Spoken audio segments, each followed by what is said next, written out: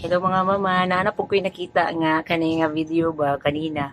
Bago lang ni siya na post ka ganina. Nindot biya ang iyahang pag kanang iyahang pag-explain. Na po siya point, na po point si Sir ana. Pero ang ako lang mastorya, there's no one size fits in all marriages. Lahi jud.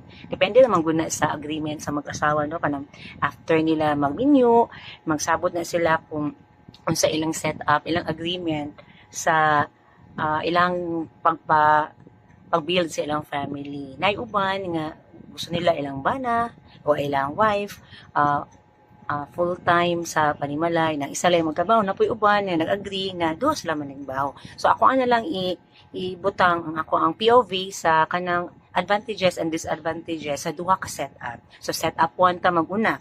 Ang setup 1 mao ni ang full-time housewife, no? Unahon na to ang advantages. So sa base akong mga kailan no, ako ang na-meet na ako ng mga full-time housewife na mama, mao ni kadalasan ang advantages. Una, dako ang ilang time na mahatag sa formative years sa bata. So in terms sa pag-guide sa bata, in terms sa paghatag og value kanang so ang mas stronger ang ilang bonding sa ilang mga anak kay tungod kay full-time ang mama. Kaduha nga advantage ana kay kanang mas matutukan sa mama jud ang need sa family, need sa iyang bana ug need sa mga bata, plus ang pag-manage sa balay. So kanang na siya dako nga time kay wala man siya yung nauna-lain. Ang yung nauna ang pag-take good care sa iyang wife, ay sa iyang husband, pag-take good care sa mga bata ug sa ilang balay. Ana lang na. Ikatulo nga advantage ana kay akuan kanang less stress sa wife no kay full time lang siya, so ang iyang di siya magunahuna og kanang dili mahati ang iyang unahuna. Ug ang kanang isa ka advantage pud ana kay ang iyahang bana, umbang mga bana mag feel at ease sila no, kampante sila nga nalang sa balay ang ilang wife na din na. Pero na po na disadvantages kung full-time housewife na po ka ang base po di sa akong mga gipang na-meet no na mga full-time mama na ilang mga complaints. Ang una dun nilang complaints kay wala sila, number one, ang ilang disadvantage anak kay wala sila authority sa balay. So maglimit ang ilang authority, di sila ka voice out kung nasa gusto, dili sila ka voice out no kay dili nila ma-priority ang ilang needs. Kay wala man sila sariling income, wala lang silang bana. Good ko ang imong wife, imong bana kay good sa mga wife na ilang bana kay kanang dakong income, dakong sweldo, or kanang billionaire or kanang may kaya jud na maka-afford jud siya sa mga needs nimo. Sa pag gusto ka magpagwapa, magpait mga skincare, o kanang magpabago sa imong mga needs, ana jud siya as para ma-maintain nimo ang imong self-confidence mga mama no.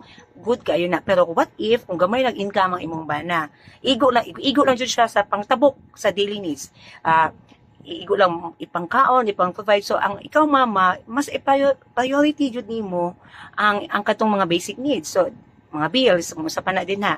So males jud na, so mga ilang complain wala jud lang self-confidence, katulad dati nga katong tong fresh kay lang aura nilang dalaga pa mo to nga usab, di na sila kapalit silang gusto, wala sila self-enhancement, self-improvement, kay katong limited ang budget. Muna, isa, number one na complain nila.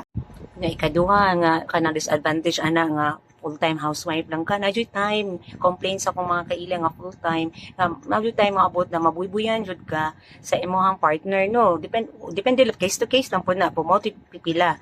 Kay, kanang tungod, kay na-pressure na imong partner, imong bana, imong husband, kay dako ang pressure siya nga siya ang mag-provide sa needs laban na kung kanang ting bayad na sa mga unsay bayron no kanin-ana. So nadyo pressure na mag-create ang away na maabot po ng panahon na mabubuyan lagi ang iyang partner, ang wife, na mawala ang self-confidence sa wife muna siya na ang ikatulupod kanang experience sa uban nga kung kaila kanang mga kuan jud kanang in terms sa family emergency, what if ning kalit lay off ang imong husband, nawala ang iyang trabaho, kanang na-terminate or kanang nag-lay off ang company, di ba? Kisa saan na lang ninyo pag cover up kung wala income ang partner.